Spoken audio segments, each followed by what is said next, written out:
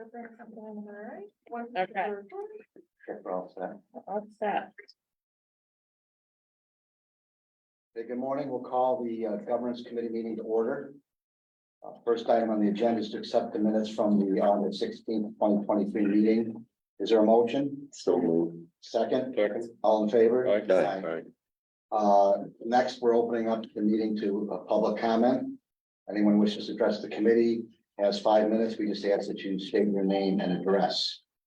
Is there anyone who would like to address the governance committee meeting? Seeing none, I'll close that section of the meeting. We'll move on. First item on the agenda regarding issues is review, discussion, recommendation to authorize an application from Regan Development Corp. Or an entity to be named later, the company, for a leaseback transaction to facilitate the financing of the acquisition, construction, and equipping of the property located at 333 Grand Avenue and 154 Allen Street in the village of Johnson City. Provide for sales and use tax exemption benefit in an amount not to exceed $955,000. Mortgage tax exemption benefit in an amount not to exceed $209,000. A real property tax exemption benefit in an amount not to exceed $1,698,715. And authorizing the agency to set and conduct a public hearing with respect thereto. Okay, so good morning, everyone. So you have two applications to consider today, both related to affordable housing projects in Broome. So what I did do in your folders, just to refresh, because since we've modified and updated our uniform tax exemption policy, the last page of the UTEP, which is in your folder, shows what a standard affordable housing pilot structure looks like. So something just as a reference for you in discussing this project today. So we do have a project from Larry Regan and Regan Development Corporate consideration. Regan Development, it is not their first project in the community. Back in 2017, 2018, they did an adaptive reuse project in the village of Johnson City. One of our first mixed income projects in the community, the Century Sunrise development. So for consideration today by Regan Development Corporation is they're proposing Homesteads on Grand, an affordable residential multifamily building with 72 units of commercial space. 72 units with commercial space, not of commercial space, to be developed on 2 connected vacant real properties, approximately 4.1 acres that they recently purchased from the village of Johnson City. Properties are located at 333 Grand Avenue and 154 Allen Street in the village. Regan was selected through a competitive request for proposal process by the village. They have executed a purchase and sale agreement for those parcels. Regan Development Corporation will establish Homesteads on Grand LLC, a New York limited liability company that will develop, own, and manage the project. Development team member, SEP Inc. will have a 50% interest in Homesteads on Grand, the managing member for the project. This is a new construction project that includes a single 4-story elevator building with 72 dwelling units, including 27 1-bedroom apartments, 42 bedroom apartments, and 4 3-bedroom apartments. Gross monthly basic rents will range from $763 to $1,350. The project includes 6,200 square feet of non-residential space that they are looking to target a daycare center, which is a significant need in our community. The building design offers superior quality with high quality finishes and amenities, all in compliance with HCR homes and community renewal design guidelines. This is a project that is pursuing low-income housing tax credits through the Office of Homes and Community Renewal. The building will include 2 elevators, laundry, community room, management office, and storage. Outdoor spaces include playground and surface parking. The property and building will be smoke-free. Regan Development has also incorporated the cost of Wi-Fi into the building, so each resident will have full access to that. I do have Larry Regan on the call today. You do have a project review form and cost benefit analysis. So some of the data on the project. It is roughly a $31 million project. The current assessment on the property is $9,800. Upon completion, that will rise to $2.5 million. They're seeking a sales tax benefit of $955,000, mortgage reporting tax of $209,000, and a property tax benefit of $1,698,715 for a total exemption of roughly $2.8 million. This project will help the area's vital need for affordable as well as supportable housing and will revitalize vacant and underutilized land in Johnson City. If there are any questions for myself or Larry, be happy to take those on. I just want to confirm, this is under our new UTEP, right? Yes, Which means that if they were to transfer the property, we've got, yes, it would, we've got approval on that, yes, yep, but not by right. but not by right, no. Okay. Mm-mm. Yep. I see, there's ARPA funds going into this project? Not that I'm aware of. Yes. I thought I saw that. Through the town of, Through you said through the town of Town of Union. Union. Okay, Yeah, I thought I saw that. stand corrected, through the town of Union. And those funds will be going to the village of Johnson City towards the acquisition of the property. And how much is that? Do you know offhand? Currently $800,000 of the $1.1 million acquisition price to the village of Johnson City will be coming from those ARPA funds. The balance will be put in by our firm. Yeah. Okay. And now on the pilot, 30-year pilot, is that standard for? affordable housing? For deals that are looking for the low income housing tax credit program, traditionally they're requesting the term of the pilot. This is often the financing instrument. It runs through the term of the mortgage. So we don't have a standard term as far as numbers of years because more times than not, it's connected to a 30-year structure with a mortgage. I raised this before, so I'll raise it one more time. Mhm. They get 800,000, which I think is great from the ARPA funds, Mhm. right? There's benefit here, but the 800,000 doesn't reflect in the financial impact analysis. Yeah, we talked about I that. know we in our talked about it, but I benefit. feel like I want to talk about it Yeah, again. Well, you know, you responded to us. Yeah. And I guess to piggyback on what you're saying is, I think you ran it up the chain and they said it can't be, it doesn't get included in the application. But I think maybe, I don't want to speak for you, but from my point of view, it's not so much if it's an application, if it's just noted, even as a sidebar, what all the, you know, it's like somebody's getting multiple sources of assistance, even if it's just as a point of information, I think. Right? in our. Yeah, cost it's benefit- not reflective. It doesn't. To me, it's not reflective of whether I would approve or not approve Right. the pilot, but it seems like we're looking at an economic. It seems like we usually lead agencies. We're looking at the economic impact of a project, but yet in this case, we're excluding $800,000 of benefit. So the benefit isn't quite as generous as we think it is. And I think that knowing that might influence the extent to which we grant a pilot. So, Not on this, not necessarily this project, but I mean, I just Right. think as a matter of course, and then maybe no one else. so I'd would be- you, yeah, nope, I do, so would you prefer to see that outlined? So when we do our sources and uses, would you like those items called out, which it's not they're not always called out directly. Would you like that to be a specific line item in our sources and uses on our application moving forward? It is on, it is.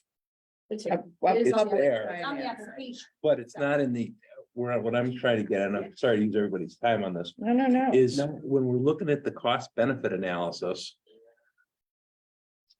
The benefits, the ratio isn't accurate because you're not including in some cases, a very significant benefit. And I understand that it's accurate with regard to the pilot calculation, No, you're talking the overall project. right? cost But and the equity maybe it would going be in. interesting to see with and without. Right, because I wonder if we knew what those benefits were on other projects, if we would have the same feeling on either length or duration or aggressiveness of the pilot. Does that make Yeah, sense? Yeah, Follow no, what it I'm does. saying? I'm just thinking about where best, the appropriate places to reflect that and where we can do a comparison. Yeah, we'll. Right, I mean, we'll- when you look at Pull like, it right out of the project cost. I was gonna when say, that's you what look I'm like on this trying one, to when you look figure at out. the cost, right, it's $2.3 million is the cost when you're doing the cost benefit analysis. But it's not really 2.3 million, it's really 3.1 million. Right, because there's another 900 or 800 that's coming from ARPA money. So maybe that, I guess, Yeah. at least somewhere we could note it, or We'll provide a few At the ideas minimum, where it's- we can. at a minimum, it seems like those monies should be at least captured in your negotiations on what the pilot looks like. reflection of- I don't speak for you, but I think we're talking about any public money coming in from various sources. That, to have that listed somewhere, so cumulatively, we can see the total public commitment to a project is X. Mhm. Cool. Yep, I'm Right, just so making if notes. somebody Sorry, yeah. comes to us and says, look, I, this is a tough project, I really need 30 years, I need this and this. And we do it, we do the benefit, cost benefit looks great. Then there's another $1 million somewhere. They weren't quite as needy as they may have appeared to be, and maybe we were more generous than we should have been, and maybe we weren't. I don't know. Peter, what do you think? Yeah, I tend to agree. I mean, it should definitely come into the calculus, right? Yeah, you'd think. Yeah. Yeah, let us, and like I said, I'm just thinking about where one or two points that we may want to reflect that in our I application. didn't mean to hijack No, no, it. This is a good application. I don't mean to hijack it, but We have to come up with a new form, just because we can't put it in the actual cost benefit. Based on the. I know, but you could do But a I can do a simple separate- three-line I can do it. spreadsheet that Yes, says correct. I'll do a separate. with and without. I mean, it's Yeah, not a if you big do a deal. Yeah, worksheet, Yeah, that's like a worksheet, separate piece. I can add. it's separate, Yeah. just for us, it doesn't have to necessarily be part of the Part of application. the application. It's just Show you really the- for yep, information sure. purposes. Yeah. Do That, that. A comparison. that you have a, total picture of what's Yeah. going into the Sure, no, project. yep, agreed. Okay. Sorry for the, No, I appreciate your feedback.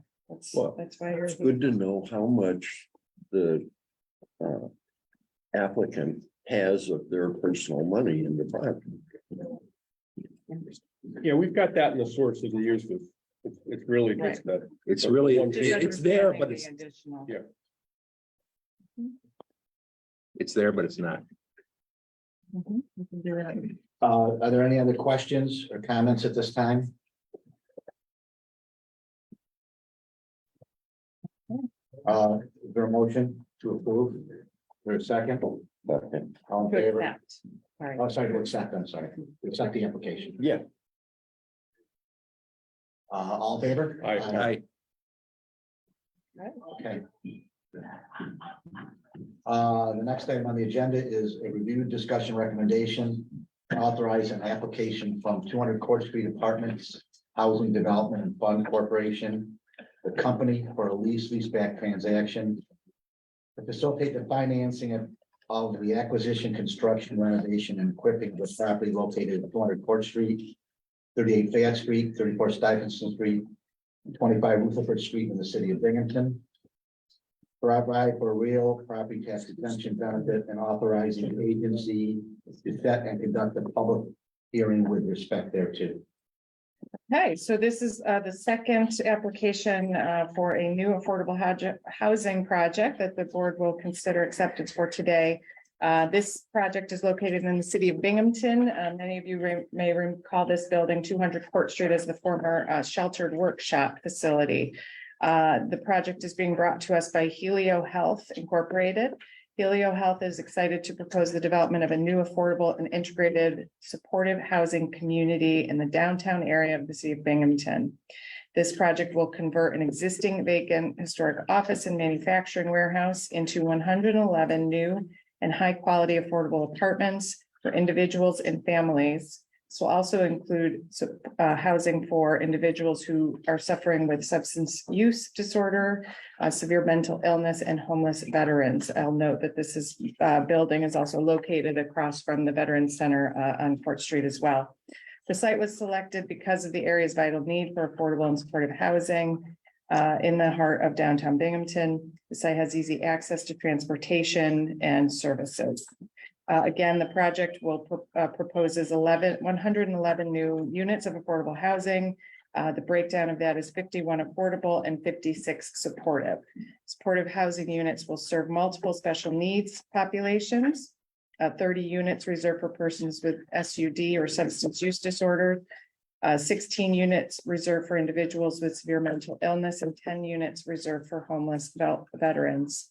The remaining units will be available, income restricted for other individuals. The income of the tenants will include approximately 60% of area median income.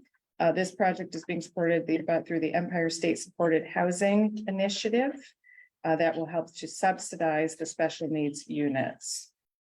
The project again is proposing the renovation of the vacant facility located on the corner of Port Street and Stuyvesant Street in the city of Binghamton. There is a breakdown of the total square footage. The building will offer 23 studios, 71 bedroom apartments, and 18 two-bedroom apartments. Total residential area is approximately 77,487 square feet. The project will include 2 elevators to serve all 4 floors. In each unit in the building will be adapted or adaptable and visitable. Building also includes 42,139 square feet of common area and office space for service providers, and approximately 22,615 square feet of space of unfinished basement space. The main offices will be located on the first floor, which will feature meeting space, as well as central lobby reception area, all designed for full accessibility. Other amenities include a community room, fitness center, lounges, laundry, and trash rooms on each floor.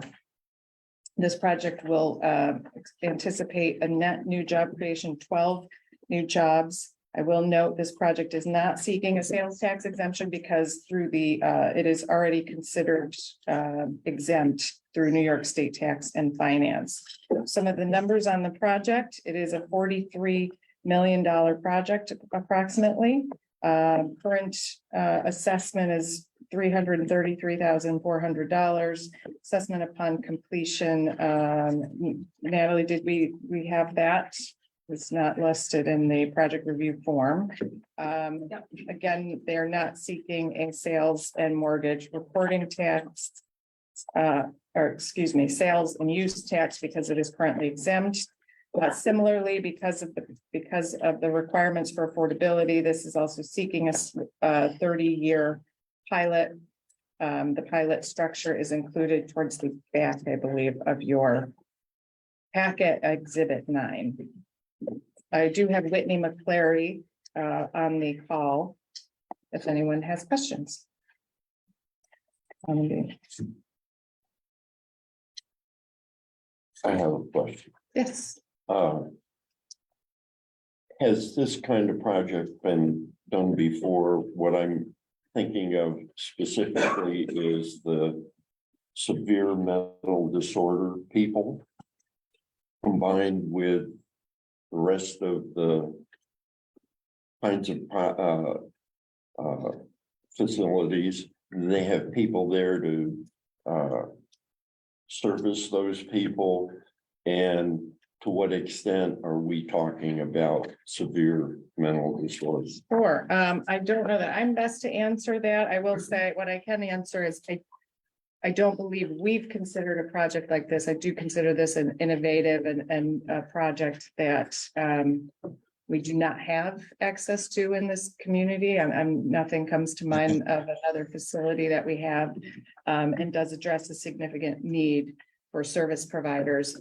Whitney, can you speak to, is there going to be 24/7 service providers? Obviously, the application references space for service providers, but I don't know if I know the answer to the frequency or if that will be round the clock service. Yeah, so the first kind of your first point of, has this been done before? 2016, the New York State came out with the ESHI program to help special needs populations. And these are veterans, these are seniors, these are people experiencing domestic violence. So people who have low to moderate incomes, but also have additional special needs. And New York State decided that they're going to provide additional subsidy toward this population to help them combat homelessness. And so not only do we get capital dollars, so if you look at the sources and uses, we see SHOP funding toward the project, but we also get operation dollars. So for every supportive unit, we'll get $25,000 for that unit each year. And that goes toward hiring the staff. So Helio Health can have their caseworkers and their social workers right in the building. They'll have office space. They get to know their residents really well. They also are part of the screening process. So because they're going to be managing the building, they will make sure that they're only going to allow applicants who can be successful in this type of environment. So if someone displays behavior that they can't be in a multifamily environment, rather in their past history or during the interview process, then we likely will have to deny that application. As far as the time that staff will be on site, typically it's about 9 to 6 for social workers. We do have some weekend hours as well. Typically the way we do these projects is we'll have 24-hour or evening security, and that security has access to the Helio staff to call if there is an emergency. But currently I'm getting ready to start a project here in Rochester, New York, and it's 164 units, 95 units of supportive housing.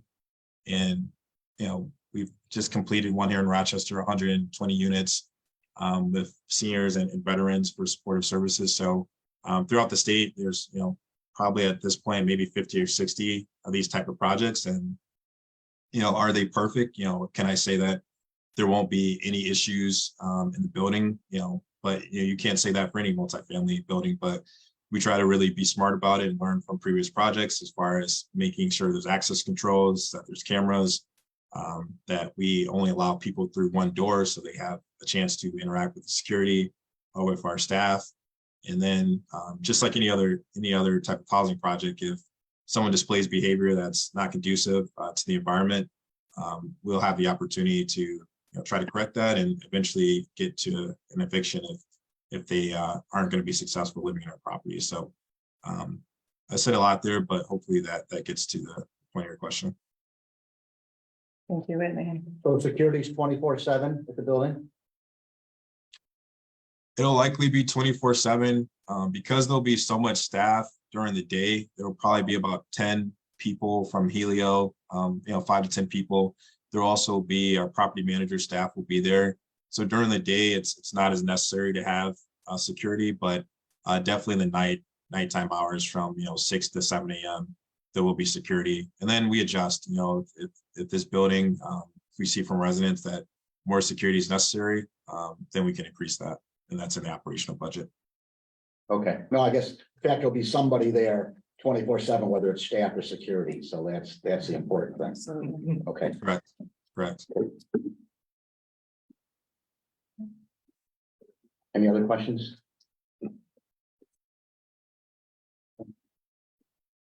Is there a motion? Move it. Is there a second? All in favor? Aye. Okay, accept is carried. Do you have any other new business or anything? Okay, is there a motion to adjourn? Second. All in favor? Aye. We're adjourned.